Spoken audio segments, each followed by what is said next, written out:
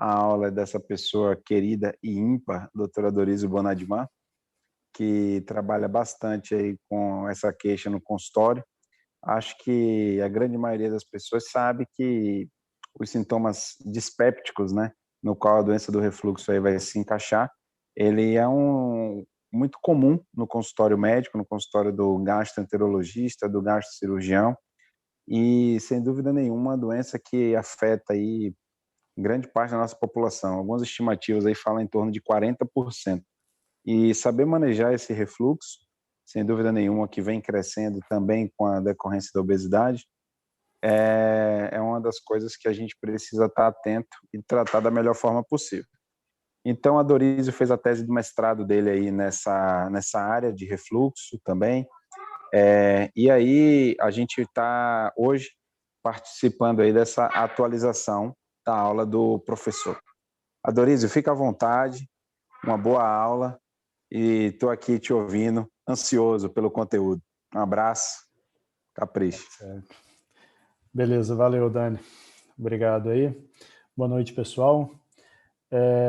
Bom, o pessoal vai entrando depois e a gente vai começar a aula propriamente dita aqui para aqueles que eventualmente chegarem depois podem ver no YouTube essa aula, ela vai ficar disponível para todo mundo lá. O slide aparece bem aí para vocês? Creio que sim, tá? Ao final da aula, da apresentação, vocês podem ficar à vontade para perguntar. Caso queiram mandar alguma pergunta inbox para o Daniel, para mim, fiquem à vontade também. No final a gente comenta tudo, tá?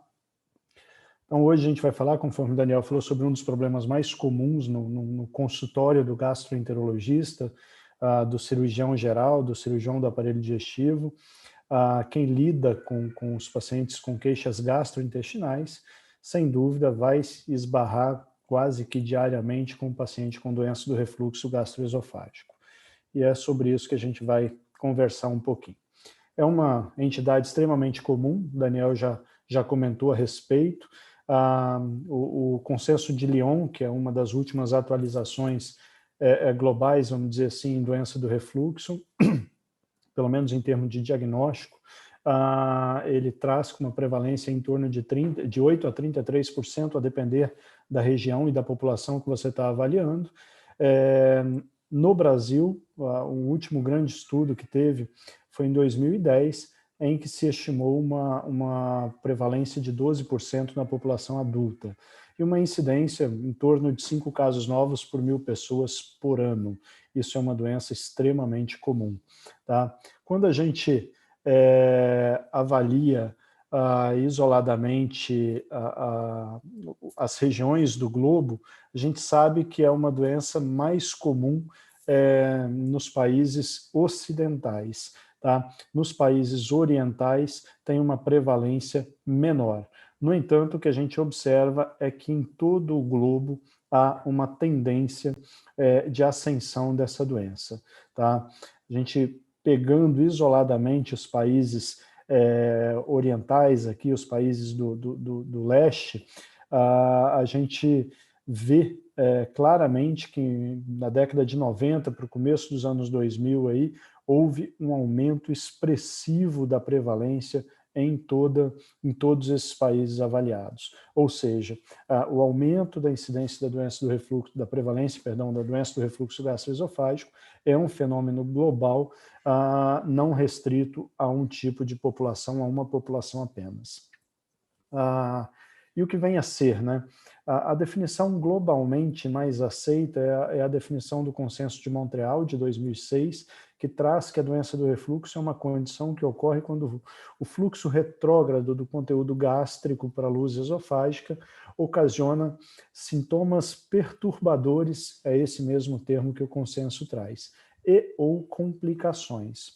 Eu, particularmente, gosto muito da definição do consenso brasileiro, em que pese ser um pouco mais antiga, a meu ver, ela é bem mais completa e trata a doença do refluxo como sendo uma desordem relacionada ao refluxo crônico do material tanto gástrico quanto duodenal para a luz do esôfago, ou órgãos aí adjacentes, resultando em um espectro amplo de sintomas que podem ou não estar associado à lesão tecidual destes referidos órgãos. Então, uma definição mais ampla e que, vamos dizer assim, contempla melhor todas as facetas dessa doença, tá?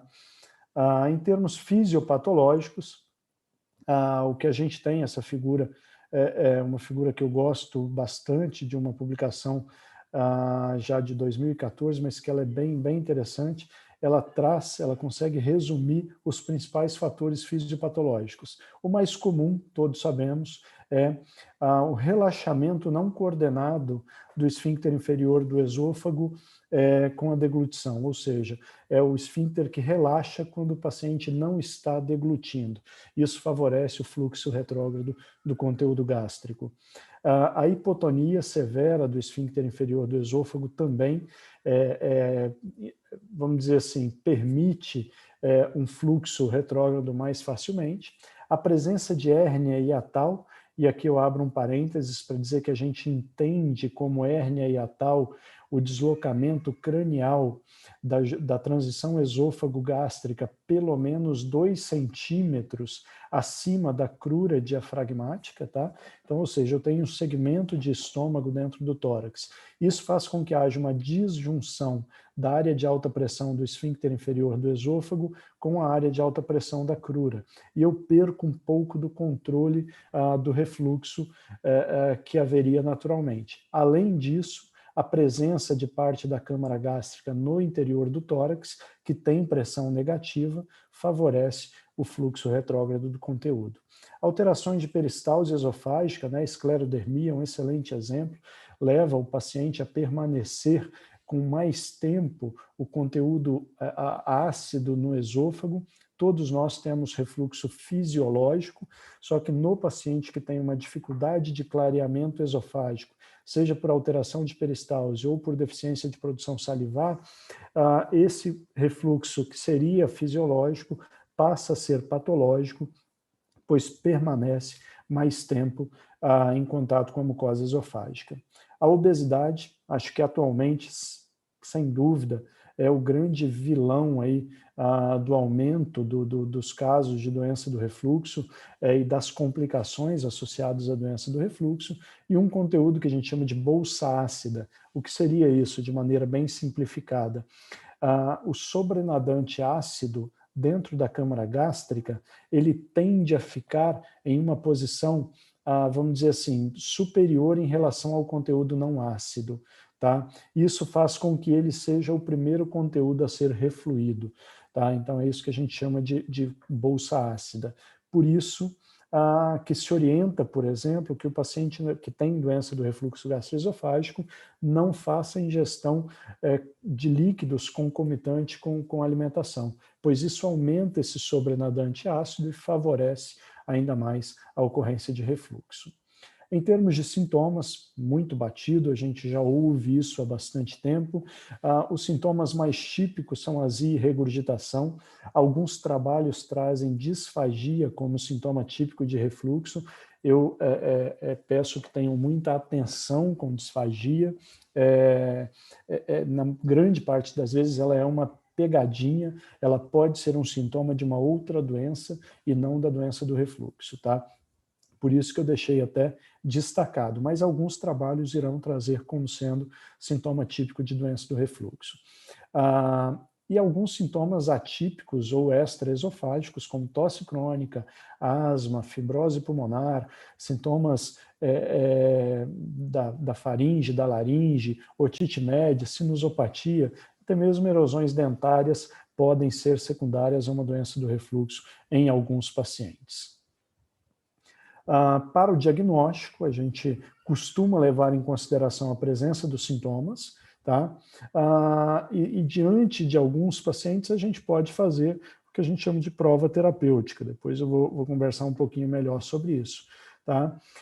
Em que eu entro com um tratamento, mas e vejo a resposta do paciente. Se ele teve uma resposta adequada para um tratamento para refluxo, eu acabo interpretando como sendo este um paciente portador de doença do refluxo gastroesofágico. Sintomas endoscópicos, tá? Aí a esofagite erosiva, é muito comum que a gente pegue um laudo de endoscopia laudado como paciente portador de esofagite não erosiva, sugestiva de doença do refluxo. Isso não corresponde a uma verdade. Os trabalhos mostram que aquele nacaramento que a gente fala, aquela mucosa esofágica um pouco mais pálida, mais esbranquiçada, ela não é associada diretamente com doença do refluxo. Ela pode ser uma alteração constitucional do paciente. A estenose péptica, sim, é um sintoma importante de refluxo, é um sinal importante de refluxo. O esôfago de Barrett, que é a metaplasia intestinal do esôfago distal, e o adenocarcinoma do esôfago distal, em sua maioria, vai estar associado à doença do refluxo gastroesofágica crônica. Dados funcionais do esôfago, oriundos da manometria esofágica, eles me auxiliam muitas vezes no diagnóstico de doença do refluxo, mas não há nenhum dado na manometria esofágica que seja conclusiva para a doença do refluxo gastroesofágico. Tá? A manometria é um exame funcional do esôfago. Achados anatômicos, né, dados anatômicos, vistos no exame contrastado, como, por exemplo, uma hérnia de hiato, um anel de Schatzky, é altamente associado à doença do refluxo gastroesofágico. A pH-metria, a impedância pH-metria, que são, em termos de diagnóstico, os exames, vamos dizer assim, padrão ouro, gold standard, que a gente tem para o diagnóstico da doença do refluxo gastroesofágico. Como que a gente faz o diagnóstico clínico? Tá? A gente vai tradicionalmente ouvir dizer, lá desde o Consenso Brasileiro de 2002, que a presença de sintomas típicos, aí a gente diz azia e ou regurgitação, com uma frequência de pelo menos 2 vezes por semana, por um período não inferior a 4 a 8 semanas, quer dizer, não inferior a 4 semanas, seriam suficientes para a gente dizer que o paciente tem doença do refluxo gastroesofágico.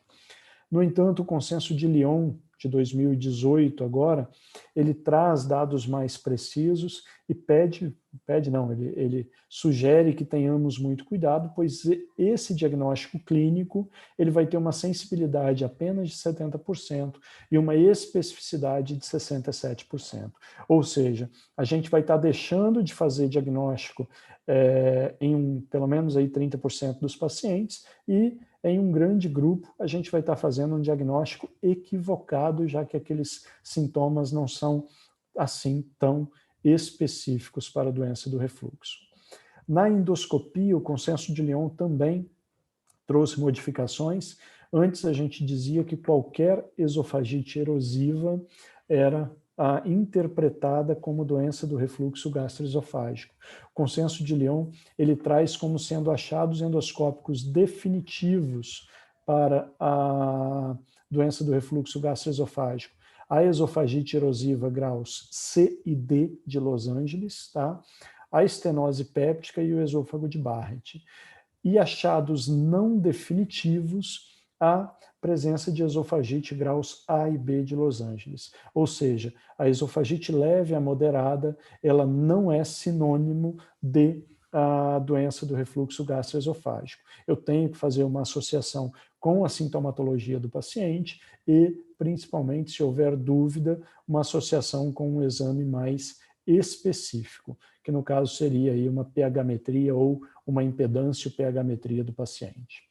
As biópsias estão indicadas, segundo o Consenso de Lyon, isso já vem de bastante tempo, ele só reforça, para os casos em que eu tenho dúvida e penso em outras doenças, como, por exemplo, a esofagite eosinofílica, em que eu necessito do anátomo patológico para fazer o diagnóstico definitivo. Para a doença do refluxo, não há necessidade de biópsias de rotina.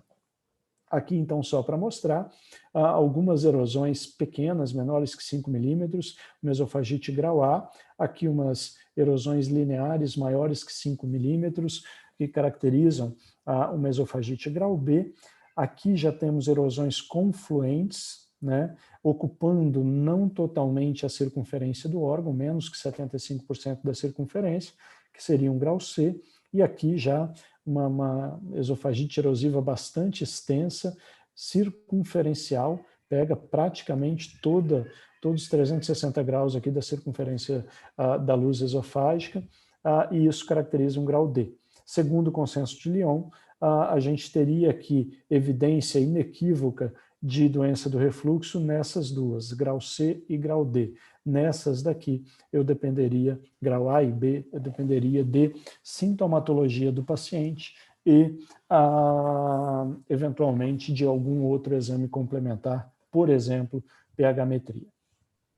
Aqui, uma estenose péptica, né, até bastante extensa, compatível, aí, um achado compatível com doença do refluxo gastroesofágico, e aqui uma imagem bem bonita, bem interessante, de um epitélio ligeiramente rosa, que a gente costuma ver nos laudos como um rosa salmão, diferente desse epitélio pavimentoso esofágico, né, aqui um epitélio colunar, que no anátomo patológico a gente frequentemente vai encontrar essas células caliciformes aqui, caliciformes não, perdão, essas células com citoplasma mais abundante, que a gente chama de globed cells, tá? Que vão se corar pelo Gaussian Blue e confirmar o diagnóstico de metaplasia intestinal do esôfago distal, que é popularmente conhecido como esôfago de Barrett.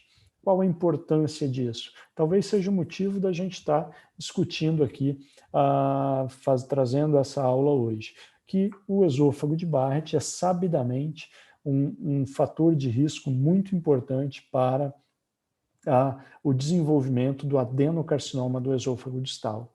Ora, se eu disse no começo da aula que no mundo inteiro a doença do refluxo gastroesofágico está aumentando, muito em função, diga-se de passagem, do aumento de peso da população no mundo inteiro, da obesidade que tem se tornado uma verdadeira pandemia, né, com licença da palavra aí, muito utilizada na atualidade, e que piora o refluxo gastroesofágico, e que o refluxo gastroesofágico leva ao esôfago de Barrett,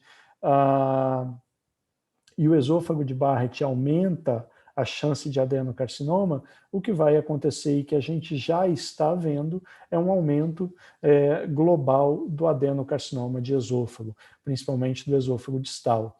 Tá? Se por um lado a gente tem o carcinoma espinocelular de esôfago com uma tendência de queda, de descenso no mundo inteiro, na maioria das regiões do mundo, o adenocarcinoma faz um caminho contrário. Ele tem aumentado em cifras alarmantes aí em todo o planeta. E a maioria, conforme eu disse aqui para vocês, a maioria dos casos de adenocarcinoma de esôfago, eles são vistos em pacientes que, ao se aplicar um questionário adequado, você nota que eles tinham sintoma de refluxo gastroesofágico. Então, é um fator de risco, sem dúvida nenhuma, muito importante para o adenocarcinoma de esôfago, a doença do refluxo gastroesofágico. Ainda falando do diagnóstico, a manometria esofágica é um exame complementar muito útil, mas, conforme eu disse, não para o diagnóstico de refluxo, e sim para o diagnóstico diferencial com diversas outras patologias, com diversas outras doenças motoras do esôfago. Tá? É um exame importantíssimo para avaliar o comportamento do corpo esofágico durante as deglutições e também estudar a junção esôfago-gástrica. Essa é a curva normal de uma manometria, né? As pessoas que não estão muito familiarizadas, o exame é feito normalmente se ofertando água para o paciente tomar, com uma sondinha passada pela narina, sendo colocada lá na transição esôfago-gástrica, e as curvas aqui, os aumentos de pressão, mostram o momento em que a onda de deglutição vai caminhando pelo esôfago. Aqui o esôfago proximal, aqui eu tenho 5 centímetros abaixo, 5 centímetros abaixo, e aqui já 5 centímetros acima, 3 ou 5 centímetros acima do esfíncter inferior do esôfago. Então, o corpo esofágico, o normal é que haja essa contração assincrônica, tá? Não contraia tanto o esôfago proximal quanto o esôfago distal no mesmo momento. Associado a isso, não aparece nessa curva, eu teria um relaxamento do esfíncter inferior do esôfago. Nos últimos anos, surgiu a manometria de alta resolução, dita manometria de alta resolução, que veio agregar muito no diagnóstico.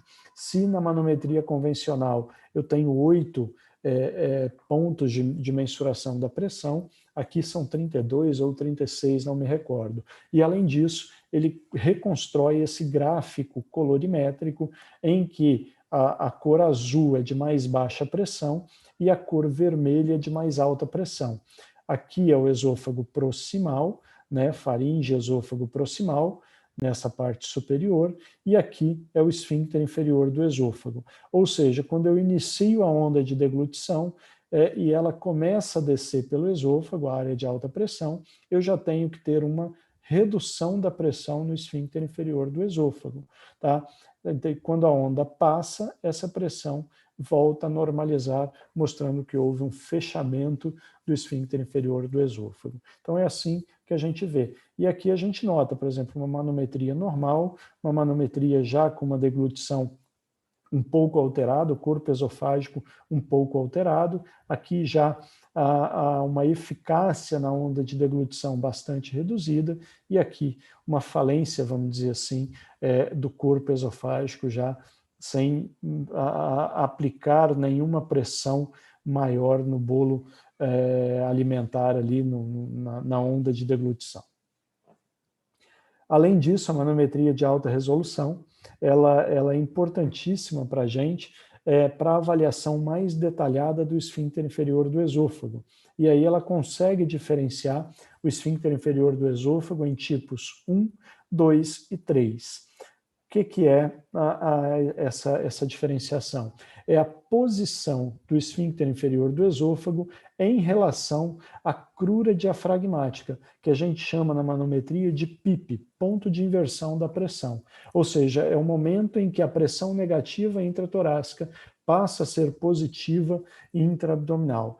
Isso na manometria interpretado como sendo o ponto onde se encontra o pilar, a crura diafragmática. O que é o normal, o ideal? Que a área de alta pressão do esfíncter inferior do esôfago, aqui em verde, coincida com o ponto de inversão da pressão, que é essa linha. Tá? Então, isso é o ideal. Eu posso ter uma disjunção que não chega a 2 centímetros, ou na manometria 3 centímetros. Ou seja, eu tenho aqui as áreas de aumento de pressão da crura e aqui eu tenho o ponto médio da pressão do esfíncter inferior do esôfago. Eles estão separados, mas uma distância menor do que 3 centímetros. Isso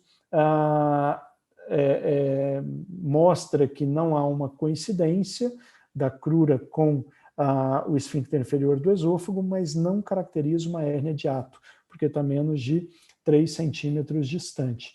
E o tipo 3 é o quê? É exatamente o oposto disso, é quando eu tenho uma disjunção maior do que 3 centímetros entre a área de alta pressão do esfíncter inferior do esôfago e os pontos de pressão da crura diafragmática, aqui o ponto de inversão da pressão. Certo? Isso caracteriza uma hérnia de ato ao exame de manometria. Então, é o esfíncter inferior tipo 3 que a gente fala. E, a meu ver, a grande função, esse é um exame do consultório dessa semana, que foi uma paciente que passou conosco, em que a gente observa o quê? Que aquelas ondas características da deglutição, tá vendo? Olha, eu retornei aqui, elas são inclinadas. O que a gente está observando aqui nesse caso? Que a paciente deglute e a pressão que aumenta, ela é vertical na linha, ou seja, todo o esôfago, ele se contrai em um único momento. Além disso, o esfíncter inferior do esôfago não relaxa adequadamente, tá? Ele tem um relaxamento incompleto. quando todas as ondas de deglutição são sincrônicas, ou seja, são aperistálticas, e o esfíncter inferior do esôfago não relaxa, a gente tem um quadro de acalásia. Então, essa é uma paciente que estava há algum tempo tratando em alguns serviços como sendo portadora de refluxo, e que, na verdade, ela tinha um diagnóstico de acalásia, que pode, lá no começo, ter uma queimação retroesternal, uma regurgitação, principalmente noturna, mas aí não é por refluxo gastroesofágico, e sim por regurgitação daquele conteúdo esofágico que não foi clareado. Ela tem uma patologia do esôfago que reduz o clareamento esofágico. Então, são doenças diferentes em que a manometria traz informações extremamente importantes. Tá?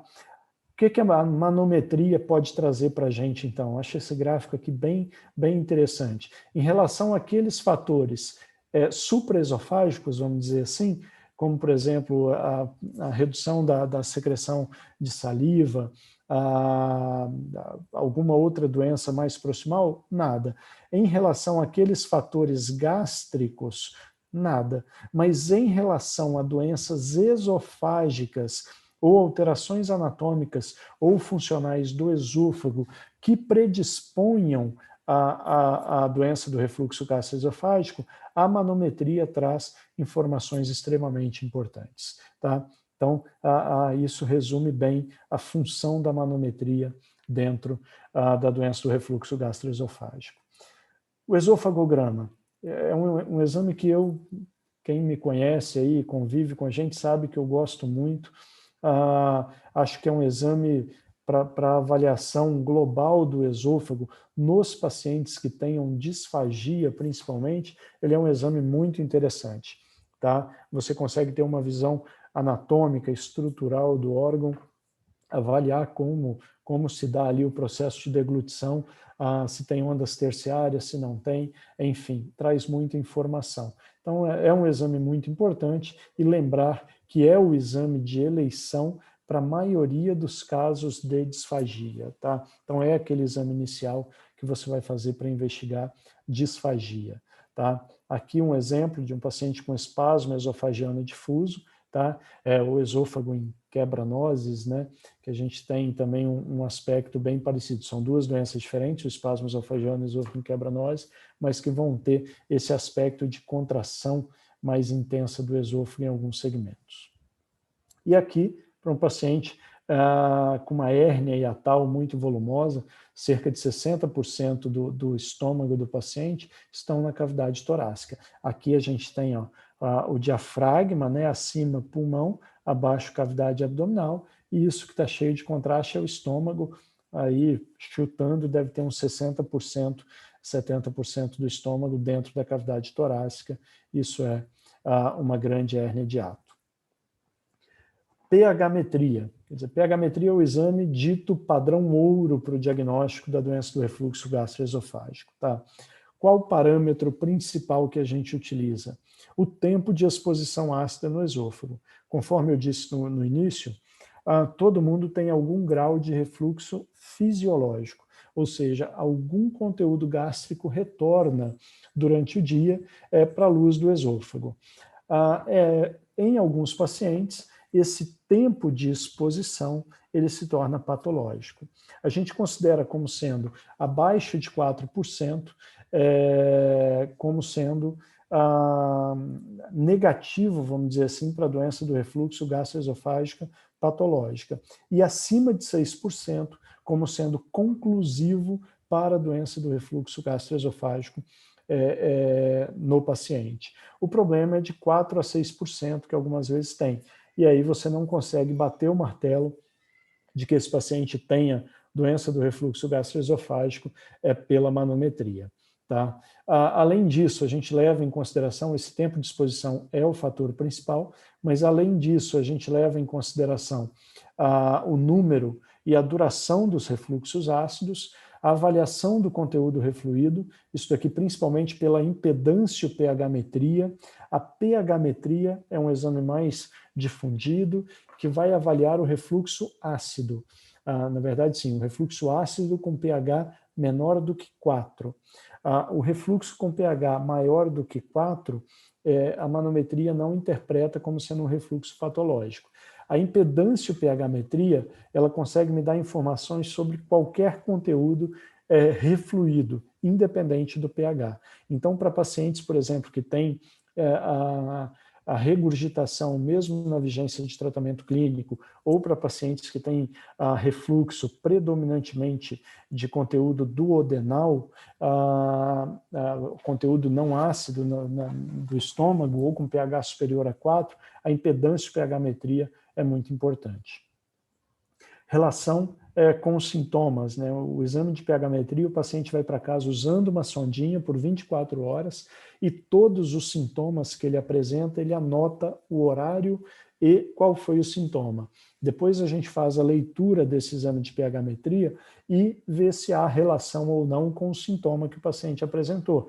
Então, para o paciente que tem tosse crônica, eu acho que é por refluxo gastroesofágico, a pH-metria é fantástica, porque ela me diz se na hora que o paciente estava tossindo, ele estava tendo refluxo patológico ou não. Tá? Então, é um exame muito importante para avaliação de sintomas, também, principalmente sintomas atípicos. A avaliação de resposta ao tratamento, fundamental, aquele paciente que permanece com sintomas, mesmo na vigência de um tratamento teoricamente adequado. É o padrão ouro, conforme eu disse, principalmente a impedância pH-metria, mas a pH-metria já é um exame muito bom e todos esses parâmetros aqui, eles foram avaliados e jogados em um software que gerou um peso diferente para cada um desses sintomas, da frequência e tudo mais. Isso gerou uma continha lá e a gente chama essa conta de score de Demister, desenvolvido pelo Tom Demister, um americano. E quando essa conta, esse número é acima de 14,7, a gente diz que o refluxo é patológico, que a pH-metria foi conclusiva para a doença do refluxo gastroesofágico patológico. Uma curva de pH-metria é assim que a gente vê. Tá? Aqui é a curva do pH esofágico, tá? Da sondinha no esôfago, e essa linha vermelha é o pH menor do que 4. Aqui é o proximal, aqui é o distal. A gente observa que nesse paciente, a maior parte do tempo, tanto ele em pé quanto ele deitado, que é a área amarela, ele não apresentou uma queda do pH na luz do esôfago menor do que 4, que seria a linha vermelha. Olhem a diferença para essa pH-metria. Esse paciente, tanto na parte proximal quanto distal, tanto em pé quanto deitado, esse paciente apresentou a grande parte do tempo o pH esofágico abaixo da linha vermelha aqui, que representa o pH de 4, ou seja, ele teve refluxo ácido grande parte do tempo que ele estava sendo monitorizado. Então, isso é uma manometria, claro que a gente pega isso daí, joga no computador, o software do computador vai fazer aquela análise, aquele cálculo, e ele vai me dar, olha, o refluxo mais longo demorou tantos minutos, tiveram tantos refluxos nas 24 horas que duraram mais do que 5 minutos, o tempo de exposição total foi de tantos por cento, todos esses dados ele dá, mais a continha final dizendo, o score de Demister foi de tanto. E com isso a gente fecha ou não o diagnóstico de doença do refluxo gastroesofágico. Tá? Resumindo, aqui em termos de diagnóstico, o que a gente tem, por exemplo, de conclusivo para doença do refluxo gastroesofágico? Na endoscopia, a esofagite erosiva graus C e D, tá? Ou esôfago de Barrett ou estenose péptica. Na pH-metria ou impedância pH-metria, um tempo de exposição ácida do esôfago superior a 6%. Isso fecha o diagnóstico de doença do refluxo gastroesofágico. Por outro lado, o que tem de evidência contrária, que me refuta o diagnóstico de doença do refluxo gastroesofágico? o tempo de exposição ácida menor do que 4% nos exames de pH-metria. Tá? E aí a gente tem os achados borderline, esofagite erosiva graus A e B na endoscopia e tempo de exposição entre 4% e 6% no exame de pH ou impedância pH-metria. E fatores adjuntos, aqui vou chamar a atenção principalmente para as alterações estruturais e motoras do esôfago e da junção esôfago-gástrica vistas ao exame de manometria. Tá? Então, esse quadro ele resume bem como se dá o diagnóstico da doença do refluxo gastroesofágico. Vamos lá, pessoal. E aí fizemos o diagnóstico, o paciente tem doença do refluxo gastroesofágico, vamos então para o tratamento, ou para as opções de tratamento. O tratamento da doença do refluxo gastroesofágico ele passa por medidas comportamentais, por tratamento clínico medicamentoso, por tratamento cirúrgico e, eventualmente, por tratamento endoscópico. Tá? Vamos rapidamente falar de cada um. Medidas comportamentais. Não tem jeito, é o dia a dia do consultório.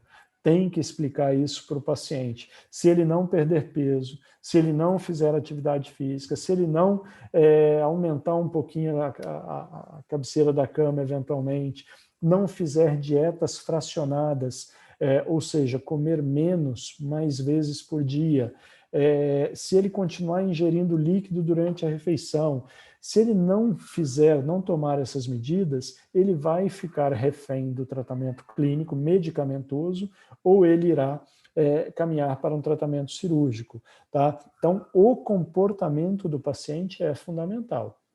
Além dessas que eu falei, evitar alimentos que sabidamente relaxem o esfíncter inferior do esôfago, só coisa boa, né? Chocolate, fritura, tá? Bebidas gaseificadas de um modo geral, refrigerantes, aí são grandes vilões também. Tabagismo, tá? Café, né? Aí você vai falar para um paciente que está um pouquinho acima do peso, que fuma, que ele precisa deixar o cafezinho, parar de fumar e começar a fazer atividade física para perder peso, é quase que convidar a pessoa, o paciente, para uma briga. Mas precisa disso, senão ele não vai melhorar dos sintomas e essa conversa tem que ser bem franca desde o primeiro momento. Ingerir água frequentemente, naturalmente não durante as refeições, tá? Mas durante o dia criar o hábito de tomar pequenas quantidades de água. Por que isso? Porque a própria água faz o clareamento do conteúdo ácido que reflui para o esôfago. Isso melhora sintomas, isso melhora esofagite. Evitar se deitar após as refeições. Aí já é demais, né? Vai colocar a pessoa para não tirar aquela soneca depois do almoço, não vai dar. Eles desistem do tratamento quase que nesse momento. Tratamento medicamentoso. Paciente que as medidas comportamentais não são suficientes, e quase nunca são, isoladamente, tá? Mas são fundamentais para que a longo prazo o paciente fique sem medicamento. Então, esse paciente que não melhora só com medida comportamental, ele entra no grupo que necessita de tratamento. E aí a gente tem os inibidores de bomba de prótons associado a procinéticos como sendo o tratamento gold standard medicamentoso hoje para a doença do refluxo. Tá? Acontece, o estudo aqui ficou, está aqui, mas esse dado é do estudo chamado LOTUS, de 2011, foi um estudo prospectivo, randomizado, duplo cego, em que avaliou em pacientes com esofagite graus A e B, tratamento cirúrgico versus tratamento medicamentoso com esomeprazol, que é uma droga excelente para tratamento da doença do refluxo. E mostrou que o grupo tratado clinicamente com esomeprazol tinha 70% de resolução dos sintomas em 3 meses e 92% mantinham a cicatrização da esofagite após 5 anos. Ele não deixa claro o tempo que esses pacientes utilizaram de BP, tá? E nem se aderiram a medidas comportamentais, mas um índice de sucesso bastante importante. E o tratamento medicamentoso, os trabalhos mostram que ele evita a progressão do paciente com doença do refluxo para metaplasia intestinal, para displasia e para câncer, reduzindo em torno de 71% a evolução nesses pacientes. Tá? Essa é uma meta-análise de 2014 que mostra exatamente isso, que há um fator de proteção, vamos dizer assim, para os pacientes que têm esôfago de Barrett sem displasia, que usam o IBP continuado, tá? Esses pacientes têm menos evolução para displasia de alto grau e para adenocarcinoma de esôfago. Ou seja, é um tratamento efetivo também para evitar essa progressão na gravidade. Qual o problema? Né? Eles são extremamente efetivos, a gente sabe, são práticos de serem usados. A maioria desses medicamentos é de dose única por dia, né? Então o paciente acorda, toma um medicamento, quer dizer, é fácil dele lembrar, é fácil de tomar. Mas e a longo prazo? Entra a questão do custo e entra, muito discutido nos últimos anos, a questão dos efeitos adversos dos inibidores de bomba de prótons. Tá? E são vários. Tá? Durante muito tempo a gente encarou o omeprazol, e aí não estou criticando nada, porque todo mundo conhece só o omeprazol entre os inibidores de bomba de prótons, mas como sendo um medicamento que você podia ir lá na farmácia, comprar e usar pelo tempo que quisesse, sem se preocupar, porque era muito seguro. É uma droga relativamente nova, né? O omeprazol, que é o mais antigo, é de 88, 89, por aí. Então, 30 anos depois, a gente aprendeu bastante coisa. A gente aprendeu que existem diversos sintomas que não estão relacionados, por exemplo, com a supressão ácida, e sim pela simples ingestão crônica do medicamento. Tá? E esses efeitos vão desde alterações aí intestinais, como colite colagenosa, alterações renais, como nefrites, interação medicamentosa com clopidogrel, que poucas pessoas lembram, mas o paciente que usa stent, por exemplo, e está antiagregado, e você vai lá e prescreve por longo tempo o inibidor de bomba, você acaba bloqueando um pouco o efeito do clopidogrel. Esse paciente pode ter uma evolução pior da parte cardíaca. Tá? Eventos cardiovasculares, aí, cardíacos mesmo, e cerebrais, e o que todo mundo lembra, os pacientes morrem de medo de demência, né? Porque saiu, acho que 2014, 2015, não me recordo, um trabalho dizendo que o omeprazol dava demência. A associação, gente, olha, só para vocês verem, ela é muito baixa, o nível de evidência é extremamente baixo, é quase zero, tá? Então, assim, em termos de demência, os inibidores de bomba eles são bastante seguros. E existem os efeitos associados à supressão ácida. Hoje, muito badalado e muito dito a alteração da microbiota gastrointestinal.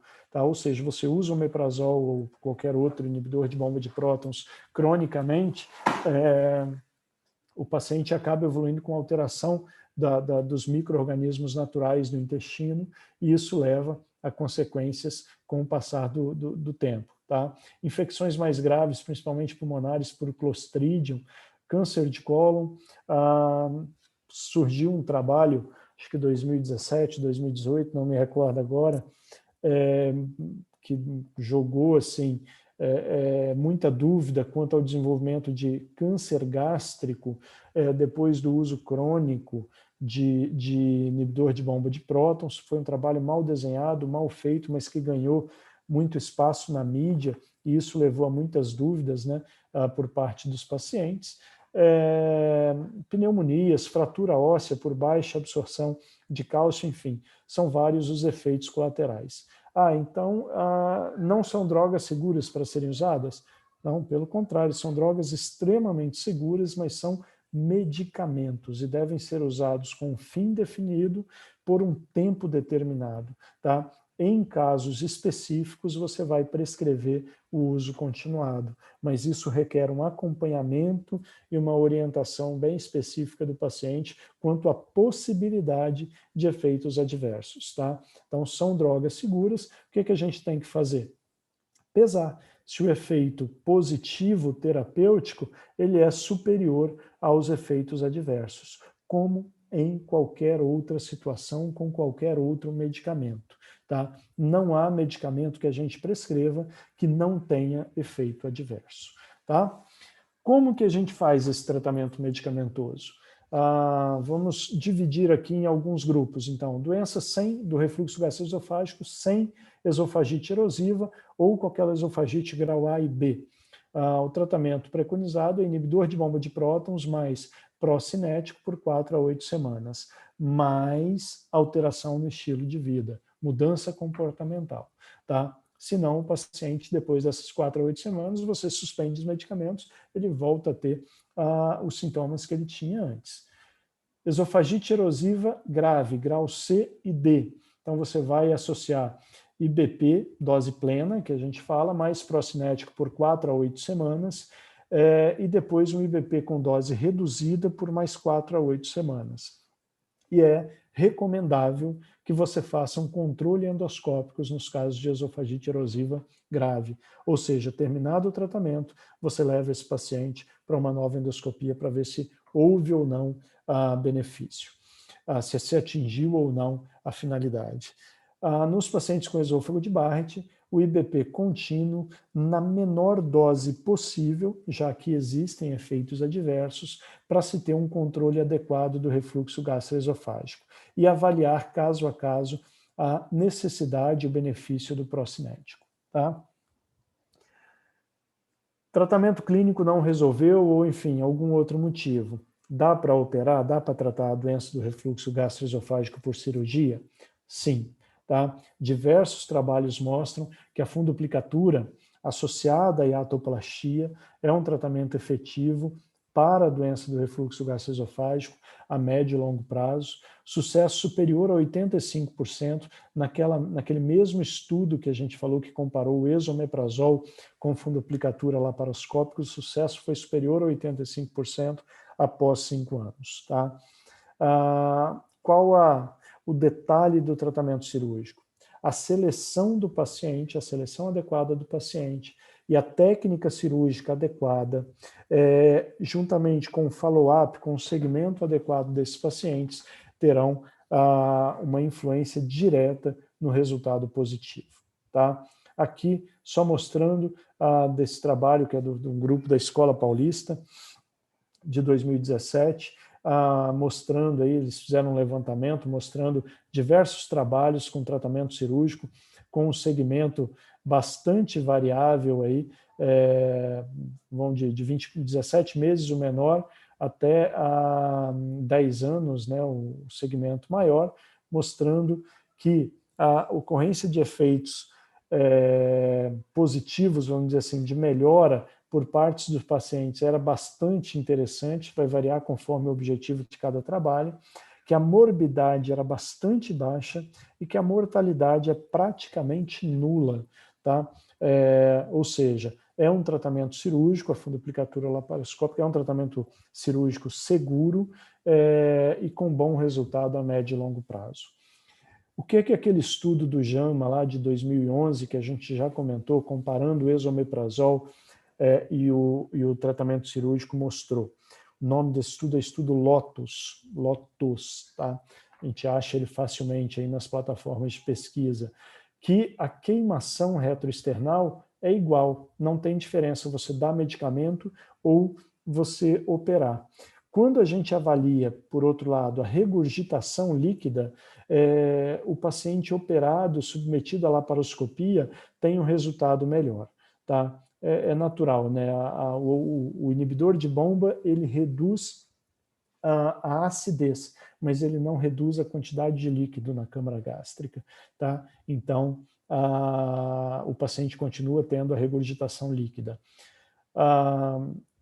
Quando avaliou flatulência e o gas bloating, que é aquela sensação de estufamento gástrico, foi favorável sempre ao uso do esomeprazol. Dá menos gas bloating, dá menos flatulência quando se usa o inibidor de bomba de prótons. Tá? Quando se avalia, né, a secreção basal de gastrina, naturalmente, quando você usa o esomeprazol, você tem pacientes com uma hipergastrinemia após algum tempo de uso. Tá? Então, isso é um fator adverso, tem um efeito colateral claro isso daí? Alguns advogam que pode aumentar o risco de tumores neuroendócrinos do estômago, por exemplo, mas é muito mais teoria do que demonstração prática e real. Disfagia. É óbvio que quem opera tem um risco maior de disfagia do que quem toma comprimido. Então, a disfagia, embora baixa nos dois grupos, ela é maior em quem toma, em quem foi submetido à cirurgia. Dor epigástrica, não há diferença entre eles. Da cirurgia, bem rapidamente, fazendo um passeio pelo tempo aqui, né? Em 1956, o Nissen publicou uma série de alguns casos operados em que ele fez uma funduplicatura total e teve um bom resultado no tratamento do refluxo. E aí deu início a, vamos dizer assim, a era moderna do tratamento da doença do refluxo gastroesofágico, conforme conhecemos hoje, e que teve sua grande última modificação em 1991, quando Delamegne introduziu a laparoscopia. Então, em 56, o Nissen propôs uma válvula total, longa, feita após a liberação ampla dos vasos gástricos curtos, que melhorava muito o refluxo, mas dava muito disfagia.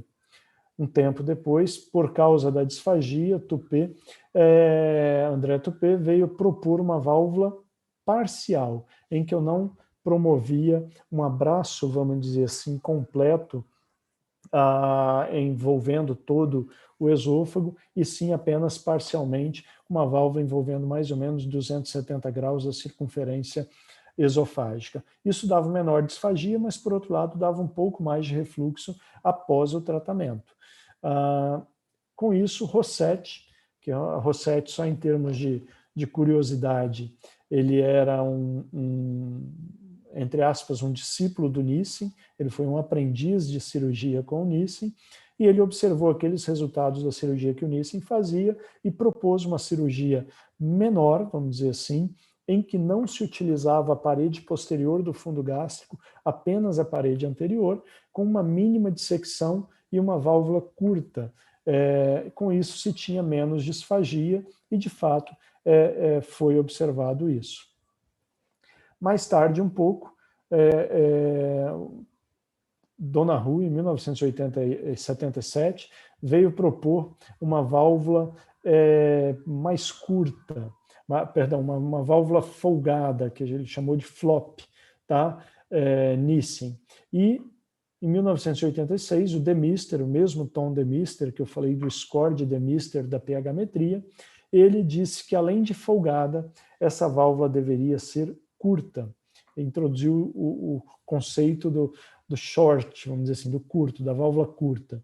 Então, hoje, o que a gente busca? Unir esses dois conceitos. É uma válvula total, que eles chamam de Nissen, em respeito e homenagem ao pioneirismo dele, flop, que é folgada, e short, ou seja, um short flop Nissen, uma válvula total, folgada e curta. É o que é aceito pela maioria. Aqui era um vídeo do professor Fará, lá de São Paulo. Infelizmente, meu computador não está rodando esse vídeo, mas é bem interessante para ver como são os passos da laparoscopia, que foi introduzida no tratamento da doença do refluxo em 1991 por Delamegne, e desde então a gente conhece como Nissen laparoscópico. O que a gente faz por laparoscopia? Disseca essa região, tá? O esôfago distal, disseca o fundo gástrico aqui e faz uma válvula abraçando o esôfago com o fundo gástrico. Eu posso, para isso, utilizar apenas a parede anterior do esôfago, que eu vou chamar, o procedimento que foi descrito lá inicialmente por Rossetti, ou eu posso utilizar a parede anterior mais a posterior do fundo gástrico para fazer essa válvula, que é o procedimento originalmente descrito por Nissen. Tá? Então, eu posso fazer por laparoscopia das duas formas. Tá? Além disso, além de fazer a válvula, esse é o aspecto final da válvula, tá? O que a gente faz? Uma hiatoplastia. A gente fecha o hiato para reduzir, vamos dizer assim, a probabilidade de migração cranial da junção esôfago-gástrica. E qual é melhor? Fazer a válvula do tipo Rossetti ou do tipo Nissen. Em termos de controle do refluxo, ambas são bastante parecidas. A dúvida é: alguma dá mais disfagia do que a outra? A gente, na tese de mestrado, foi estudar isso e viu que, apesar de haver uma tendência de dar mais disfagia no grupo de Rossetti, né, da válvula só com a parede anterior, no dado estatístico não houve significância, ou seja, a gente encara como sendo ambas bastante seguras e com baixo índice de disfagia. Esse daqui eu trouxe por quê? Porque a disfagia é o calcanhar de Aquiles do tratamento cirúrgico. Quer dizer, eu vou operar um paciente porque ele está com refluxo e ele tem risco de ficar com dificuldade para se alimentar? Tem, mas a disfagia é um evento bastante raro após a cirurgia laparoscópica para tratamento da doença do refluxo. Essa é uma revisão de literatura publicada em 2018, que mostrou que após um follow-up médio de 4 anos, a persistência de disfagia, disfagia que permanecia, era bastante baixa. Tá? Então, outros sintomas são mais importantes, como gas bloating, por exemplo, flatulência, outras coisas, mas a disfagia, que é o sintoma mais sério, ela é bastante baixa. Tá? Esse trabalho aqui comparou, é uma meta-análise que comparou a progressão do paciente que tenha doença do refluxo gastroesofágico para câncer. É melhor eu tratar esse paciente para evitar o câncer lá, o desfecho final, com medicamento ou operar esse paciente, tá? No paciente que não tem esôfago de Barrett, não há diferença. Ou seja, se eu operar ou se eu mantiver esse paciente utilizando medicamento, inibidor de bomba de prótons, eu terei o mesmo efeito lá no final. Por outro lado, nos pacientes que já têm esôfago de Barrett, embora aqui, olha, a gente possa observar que toque ainda na unidade, né? Ou seja, eu não posso estatisticamente garantir que seja favorável à cirurgia, há uma forte tendência de que o tratamento cirúrgico seja superior ao tratamento medicamentoso para se evitar a progressão de um esôfago de Barrett para uma displasia de alto grau ou adenocarcinoma de esôfago. Então, o tratamento cirúrgico parece ser bem interessante no paciente com esôfago de Barrett. Tá? Quem é hoje, então, o candidato ao tratamento cirúrgico? Né? Todo mundo que tem refluxo? Não. Então, são pacientes com esofagite erosiva refratária ao inibidor de bomba de prótons, ou seja, eu estou tratando adequadamente, está com a dose correta, o paciente está usando, eu troquei a droga para ver se não é uma resistência a um tipo específico do medicamento, e depois de tudo isso, o paciente ainda não tem uma cicatrização adequada da esofagite erosiva. Opa, esse paciente, então, ele é um candidato ao tratamento cirúrgico. Paciente que tem regurgitação líquida noturna.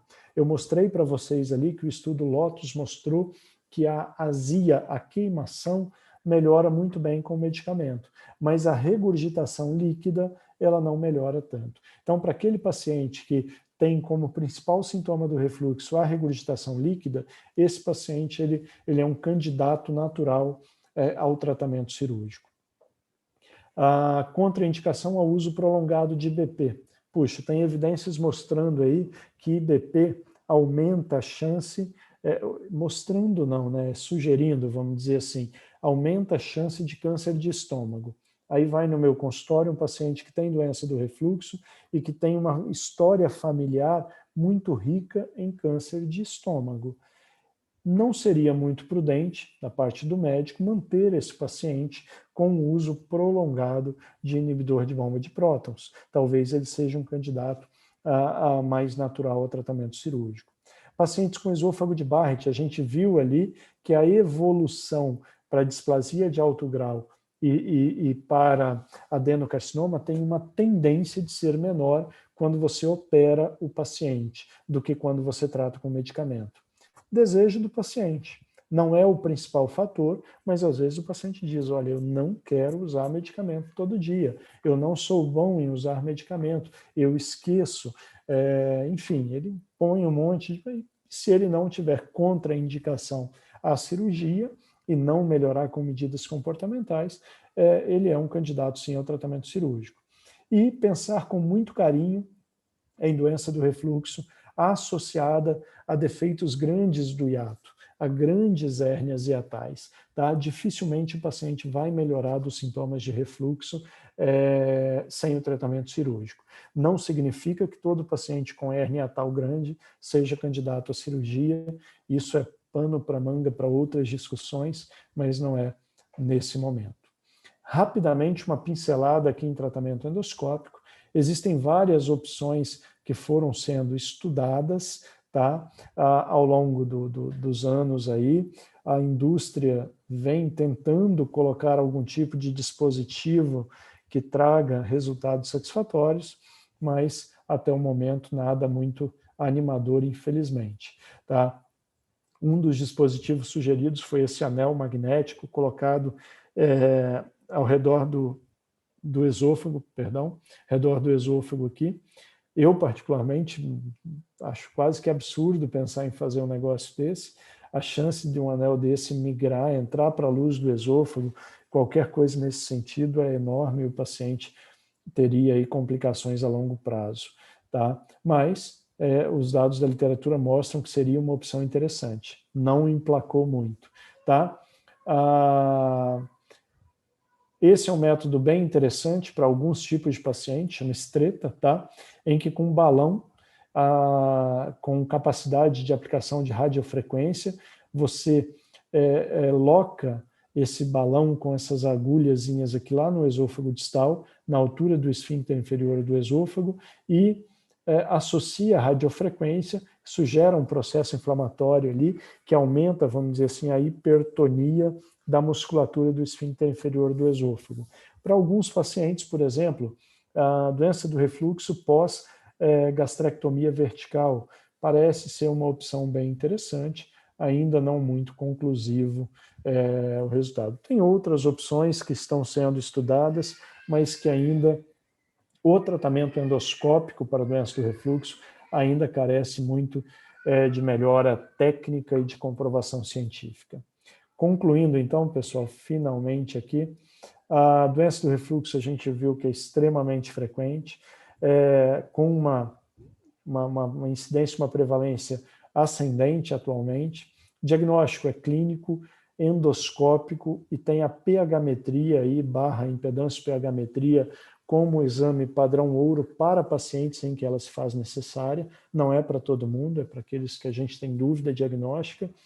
A manometria é um exame importante para avaliação de corpo esofágico e de junção esôfago-gástrica para diagnósticos diferenciais.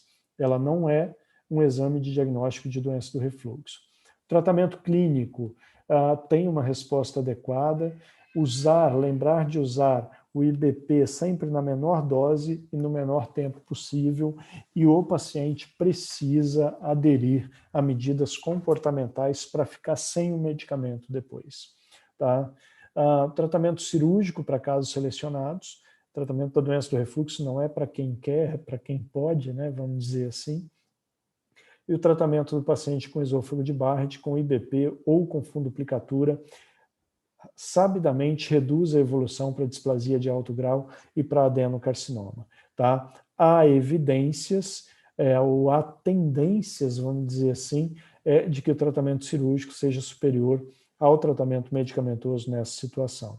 E o tratamento endoscópico, para casos bem específicos, aí, pode ser uma alternativa, mas vejo muito mais como uma alternativa futura e não como algo já aplicável.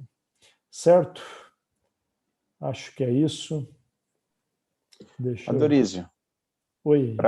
Para você não perder aí o fio da meada sobre os tratamentos, comenta um pouquinho para a gente aí nesses pacientes que têm refluxo grave, às vezes uma esofagite C, D, e um grau de obesidade importante com tentativa de perda de peso há mais algum tempo, que se julga que talvez se beneficie de um procedimento de a cirurgia de redução de estômago que vai ajudar nessa perda de peso.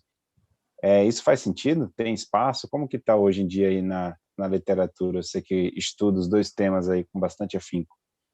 Ou seja, seria tratamento da obesidade como tratamento do refluxo. Não, perfeito. A obesidade é o grande vilão, né, Dani, do tratamento da doença do refluxo atualmente. Não tenho dúvida quanto a isso. A melhor opção de tratamento cirúrgico para o paciente portador de obesidade e refluxo é um bypass. Ele vai ser extremamente efetivo, tanto é que na resolução, salvo engano, é 2132 o número agora, que é aquela resolução de 2015 do CFM, ele amplia as comorbidades associadas à doença, à obesidade, grau 2, em que se indica o tratamento cirúrgico. E uma dessas, das 23 ou 25 que ele elenca lá, é exatamente doença do refluxo gastroesofágico. O paciente obeso, ele não vai ter um resultado favorável com a fundoplicatura, com hiatoplastia e fundoplicatura. A pressão intraabdominal excessiva dificulta muito um controle adequado do refluxo nesses pacientes. Tá? Então, assim, IMC acima de 35, um bypass, que é uma derivação gastro-jejunal em Y de Roux, né, a cirurgia para obesidade mesmo, é o tratamento mais efetivo para o refluxo. Abaixo de 30, sobrepeso vai bem ali, uma fundoplicatura vai bem. O limbo, o problema é o paciente com obesidade grau 1 e que tem a doença do refluxo. Esse paciente não tem jeito, ele precisa perder peso, ele precisa mudar de comportamento, ele não vai ter um resultado bom com balão. Balão, por exemplo, intragástrico piora muito o refluxo para ajudar ele a perder peso. Ele não é candidato a tratamento cirúrgico, tá, nessa situação da obesidade, ele não se encaixa nos critérios atuais. Então, assim, ele vai ter que, com a ajuda de nutricionista, às vezes ajuda medicamentosa por parte de um endocrinologista, ele vai ter que perder um pouco de peso para ter o resultado. Maravilha. E os pacientes que teriam, digamos assim, você falou aí na apresentação, se você fizer o uso do inibidor de bomba, você vai ter um resultado satisfatório, vai ser muito bom para o paciente, tentar usar a menor dose possível, tentar usar aí o menor tempo possível, essa menor dose possível. Mas também os sintomas aí acabam melhorando, principalmente quando a gente pensa em cirurgia, no paciente que tem regurgitação. Então, e aí vem aquela questão, os pacientes que têm a hérnia de hiato grande também considerar mais cirurgias do que o uso, digamos assim, contínuo do inibidor de bomba. Então, a pergunta seria em que pé que anda a colocação das telas nos grandes defeitos esofágicos? São nos grandes defeitos recidivados? Eu quero te complicar, só isso que eu quero. Então, como que está aí? Eu vi que aquela questão ali da válvula, do anel que você citou, tipo assim, essa válvulazinha aqui vai erodir para dentro do esôfago. Teoricamente, pode acontecer com a tela também. Na prática, aí, como que você tem feito? Como que tem usado? O que há aí de novidades nesse campo? Dani, assim, se a gente for procurar, vamos dizer assim, na literatura, você acha evidência científica que respalde as duas coisas. Você colocar tela ou você não colocar tela, né? E o tipo de tela também vai variar bastante, né? Bastante, com coisas positivas e negativas sobre quase todas, tá? Na prática, assim, na minha prática, eu acho que hérnias hiatais grandes, ali acima de 5 centímetros, eu acabo associando, colocando uma tela, de preferência uma tela de dupla face, não circunferencial no esôfago, ou seja, você sempre vai deixar um lado um pouco mais aberto, como um reforço para esse hiato, já que essas hérnias são associadas a grandes defeitos, né, no hiato, e só o ponto, só a hiatoplastia sem a tela vai ter uma recidiva muito grande. É importante dizer também que a recidiva radiológica ou endoscópica da hérnia, ela não é necessariamente associada à recidiva do refluxo. Às vezes o paciente tem uma recidiva da hérnia, mas a fundoplicatura permanece patente e impede o refluxo patológico. Então, às vezes, mesmo com um desgarramento e com uma migração, o paciente ainda tem um resultado positivo do tratamento. De um modo geral, para defeitos grandes, eu prefiro colocar a tela.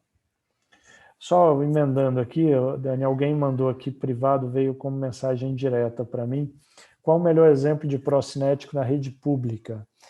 Se não, qual o mais comum de maneira geral? Deixa eu já emendar, então, na pergunta do tratamento clínico, que eu tinha um aqui guardada. Omeprazol, o esomeprazol, vi que foi citado ali num trabalho, e aí realmente tem essa diferença de poder aquisitivo, né? A gente tem um tratamento aí subsidiado pelo governo, que vai ser os inibidores de bomba de primeira linha, como omeprazol, e aí tem os outros remédios que chegam a custar até R$2 um comprimido, dando mais de R$120 aí por mês de tratamento. Então, assim, isso pesa, com certeza, faz diferença. Então, a minha pergunta, na verdade, assim, tente separar um pouco aí como que, para ajudar os nossos alunos aí que acabam ainda prescrevendo muito na rede pública, os que estão se atualizando e acabam prescrevendo muito na rede privada, qual que seriam essas diferenças e se há. E a pergunta é, o que eu queria te fazer também, o paciente tem obesidade, o paciente é tabagista, o paciente tem uma dificuldade alimentar, você tem que mudar muita coisa para o tratamento do refluxo. É um tratamento que você vai começar com um tratamento clínico. Primeira coisa, uma coisa que, por exemplo, paciente que tem um hipercolesterolemia, você vai falar para ele caminhar e vai aguardar 3 meses para iniciar o tratamento clínico, na maioria das vezes. Mas o refluxo queima, o refluxo dói. Então, assim, além de você dar essa orientação de alteração de estilo de vida, você já medica esse paciente e medica com o quê? E aí estratifica aí essa missão que você tem de falar de público e privado. Obrigado. Bom, vamos lá, perfeito. São vários detalhes aí. Primeiro, assim, na rede pública, eu tenho a impressão de que a domperidona está disponível. É um excelente procinético, né, e mesmo não estando disponível, é extremamente acessível em termos de custo. Tá? Então, a domperidona, se não, a bromoprida tem um efeito também bem interessante. Tá? Seriam os dois aí de melhor opção. Quanto aos IBPs, na rede pública, o que a gente acaba tendo na grande maioria dos lugares é o omeprazol, que é excelente, tá? Que já está aí no mercado há bastante tempo, que tem um bom efeito para a maioria dos pacientes, que tem como inconveniente aquilo que a maioria dos IBPs tem, que é a necessidade do jejum para ter uma melhor absorção. Então, às vezes, você pega um paciente que tem hipotireoidismo, aí você vai dar o medicamento que ele usa em jejum. O cara tem que acordar 1 hora antes de começar a tomar o café da manhã dele, só para tomar os remédios e não atrapalhar a absorção do outro. Tá? Então, esse é um detalhe. Isso vale para o omeprazol, para o pantoprazol, para o esomeprazol, para o lansoprazol. Quer dizer, todos esses necessitam de jejum. Os únicos que não necessitam de jejum, que a absorção não é alterada, são o rabeprazol e o dexlansoprazol. Em termos de tempo com pH elevado, ou seja, tempo que permanece ali com pH adequado para quem tem doença do refluxo gastroesofágico.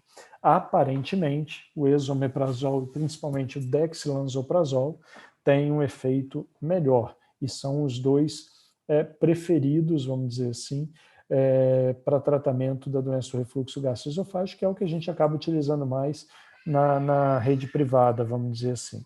O dexlansoprazol tem um efeito bem interessante, mas eu tive alguns para controle do refluxo, mas eu tive uns 2 ou 3 pacientes que tiveram dor abdominal e acho que teve cefaleia importante após utilizar. E suspendeu, reintroduziu, voltou a ter, de forma que eu suspendi. É um medicamento relativamente novo aqui, né? Acho que deve ter uns 2 ou 3 anos que está no Brasil, mas que tem um efeito bem interessante para refluxo. Faltou alguma coisa? Era um monte de coisa. Como que é o tratamento clínico junto com mudança de hábito? Você medica ou não? Sim, medico, sempre. É o que você falou, o paciente vai com sintoma. Eu medico, tá? Normalmente, para o paciente que tem sintoma de regurgitação, ele já ganha o IBP e o procinético, tá? E aí vai variar um pouquinho como eu faço procinético, dependendo das características de regurgitação que o paciente tem. Para o paciente que tem mais regurgitação noturna mesmo, eu costumo deixar só antes do jantar. Para paciente que tem a regurgitação em vários períodos do dia, eu deixo antes do almoço e jantar, tá? Junto com o IBP, naturalmente.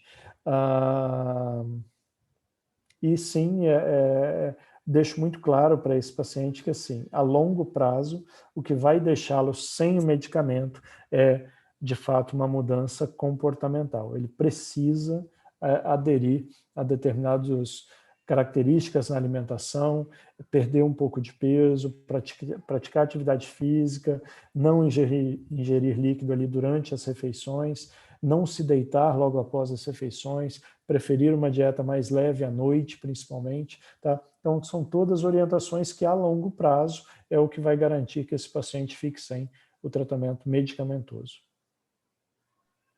O tratamento da H. pylori tem alguma relação com a doença do refluxo? Isso também é outra discussão que o pessoal, vamos dizer assim, suscita frequentemente. Alguns trabalhos mostram que assim, ao tratar H. pylori, teoricamente você teria um ambiente com pH gástrico um pouco maior e que isso pioraria o refluxo. Então, que seria interessante primeiro você tratar o refluxo do paciente e depois fazer o tratamento do Helicobacter pylori. Particularmente, eu não costumo adotar isso, tá? Se o paciente tiver doença do refluxo gastroesofágico importante, eu entro com uma dose alta de IBP, mas já de imediato faço o tratamento do Helicobacter pylori para esse paciente. Porque aquelas semanas iniciais que o paciente te procura, eles estão mais sintomáticos e eles aderem melhor a um tratamento. Se você deixa esse tratamento, que para o H. pylori é um tratamento chato, né?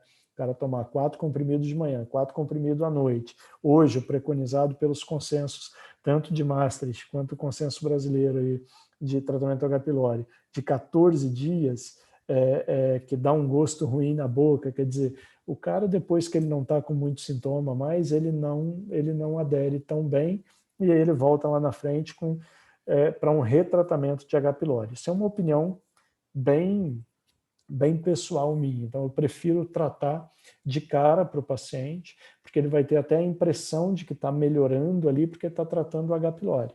Quando, na verdade, o sintoma do refluxo dele está sendo tratado pelo IBP com uma dose um pouquinho mais alta ali.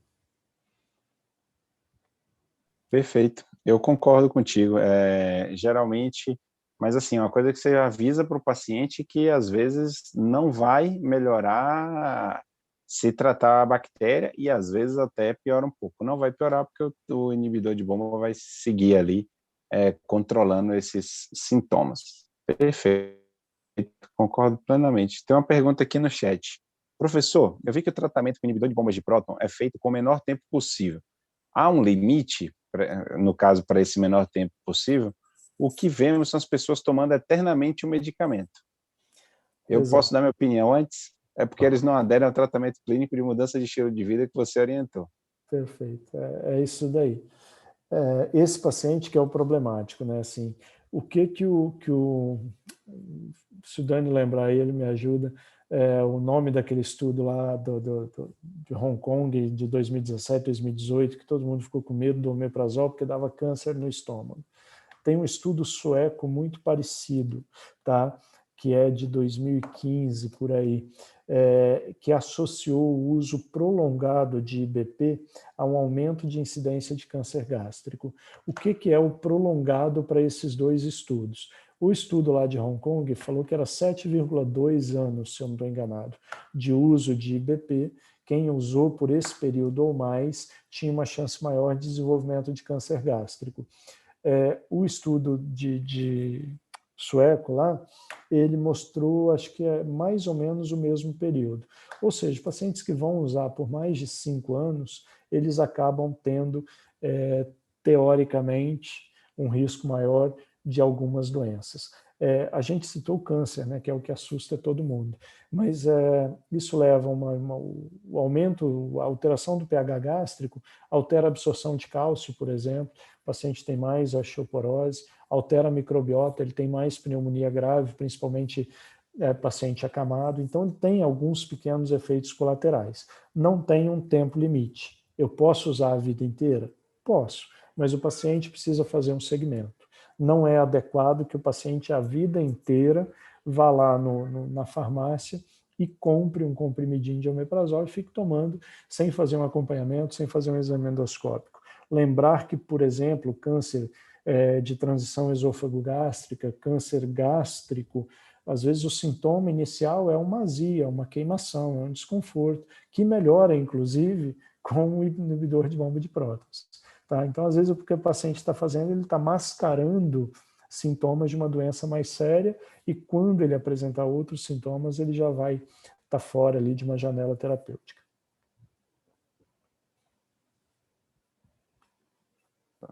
Abrir meu microfone, senão ninguém escuta. Beleza, acho que é isso aí. Acho que não temos mais perguntas, né? Só confirmando aqui. Doris, eu acho que ninguém mais questiona, está tudo relativamente bem dito e encaminhado, completamente, né? Não relativamente.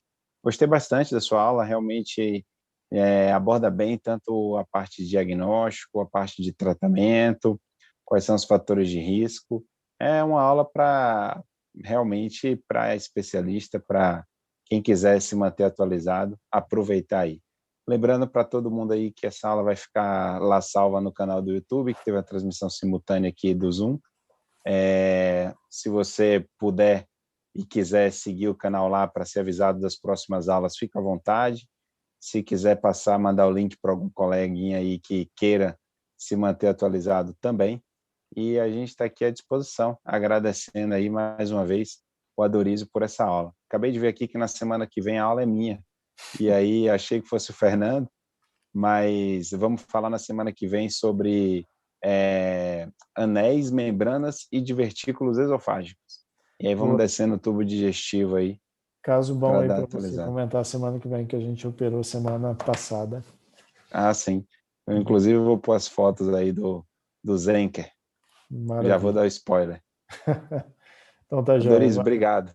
Parabéns pela aula, excelente, tá? Valeu, pessoal. Obrigado, boa noite. Boa noite aí a todos. Até mais.